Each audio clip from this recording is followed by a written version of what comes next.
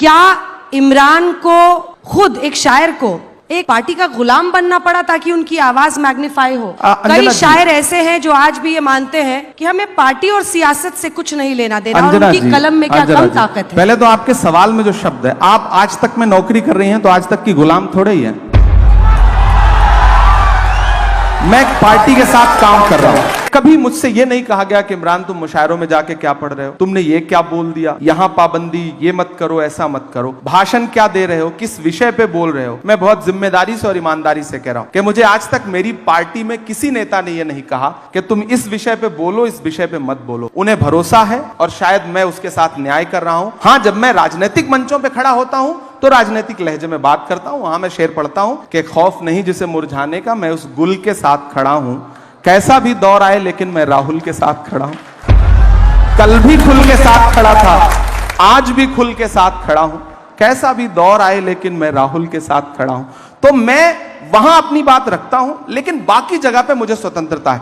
इतनी तारीफ मैं कांग्रेस पार्टी की इसलिए करूंगा, जो अपनी पुरानी आपकी दुनिया है उस दुनिया को छोड़ो मत, राजनीति में आकर के पूरी तरह से राजनीति के मत हो जाओ। मुझे ये चीज मतलब ये राहुल जी ने मुझसे कही है, मैं इस मंच पे ये मतलब बता रहा हूं, तो मुझे ये चीज अच्छी लगती है। वो इतनी स्वतंत्रता वहां पर है कि आप लिख पढ़ सकते हैं, बाकी जगहों पे मुश्किल है।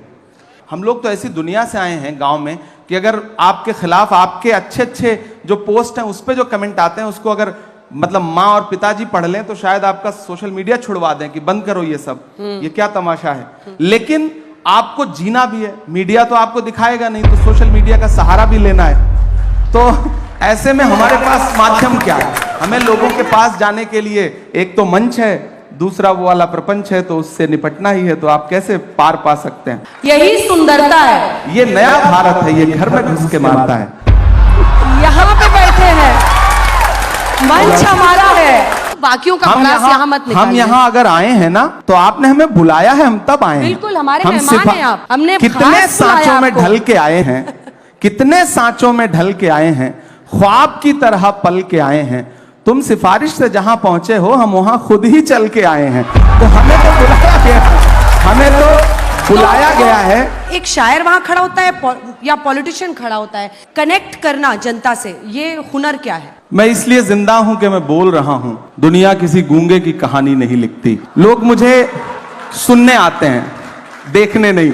मेरे साथ यह है कि जो आवाम आती है मुझे सुनने, वो लाई हुई भीड़ नहीं होती, आई हुई भीड़ होती है। तो मुझे कनेक्ट करने में कोई दिक्कत नहीं आती। कितनों को सिखाया ये बताइए। असल बात ये है, राहुल जी को भी सिखा रहे नहीं सिखा रहे?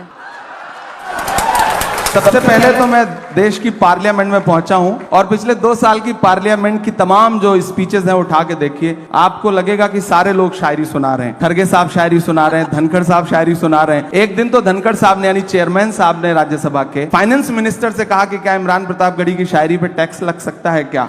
वो आप वो वीडियो उठा करके देखिए। तो आप कोई भी शेर सुनाता जिसको मैंने शेर ना भी लिख के दिया हो तो चेयरमैन साहब को लगता है कि मैंने ही लिख के दिया होगा। तो एक शायराना सा माहौल बना है और मुझे लगता है कि ये अच्छी बात है। मुझे लगता है कि मोदी जी भी शायरी सुनाते हैं कभी कभी, अडवाणी जी ने भी कभी कभी शायरी सुनाई है।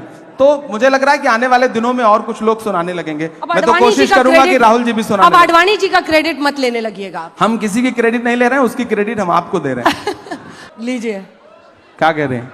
वो क्या कह रही हैं? वो कह रही हैं कि हम खड़े हैं मोदी जी के साथ। अच्छी बात है, मैं क्या करूं? हालांकि वो खड़ी नहीं हो तो बैठी हैं, वो तो खड़ी नहीं हो तो बैठी हैं। मोदी मोदी के नारे लगा रहे हैं वो लोग, लेकिन देखिए अच्छी बात है, लगाएं। तरह की विचारधारा मुझे तो अच्छा लग रहा है ना कि मैं उनके बीच में आके भी कविताएं सुना रहा हूं। ये मेरी ताकत है कि मैं, ये शब्दों की ताकत है कि मैं उनके बीच में भी खड़ा होकर के कविताएं सुना रहा हूं और मैं सुनाऊंगा।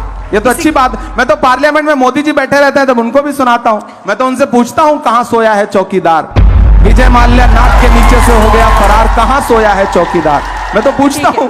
वो अमीर इमाम का एक बहुत अच्छा शेर है कि आए हैं और शान से आए हुए हैं हम, आए हैं और शान से आए हुए हैं हम, मिट्टी में आसमान से आए हुए हैं हम, सीना महक रहा है तो हैरत है किस लिए, फूलों के खानदान से आए हुए हैं हम। तो दरअसल हम आए उसी दुनिया से हैं। एक दिन हुआ क्या कि पार्लियामेंट में नए नए गए हैं तो थोड़ा चीखना चिल्लाना ज्यादा, जोश ज्यादा है, तो एक साथ 146 सांसद सस्पेंड किए गए। याद होगा आपको, इतिहास में पहली बार विपक्ष के 146 सांसद राज्यसभा और लोकसभा मिला के सस्पेंड हुए। हम निकले तो मीडिया के साथ ही बाहर खड़े थे, तो उन्होंने व्यंग्यात्मक तरीके से कहा कि सस्पेंड हो गए। तो हमने कहा भाई आज सस्पेंड ना हुए होते तो अपनी नजरों में गिर जाते, ऐसा लगता कि बुजदिलों में नाम शुमार हो रहा है, बहादुरों में नहीं।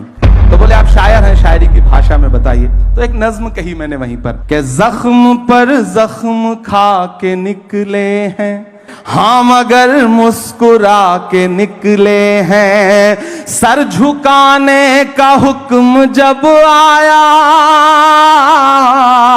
सर झुकाने का हुक्म जब आया, और भी सर उठा के निकले हैं, और भी सर उठा के निकले हैं।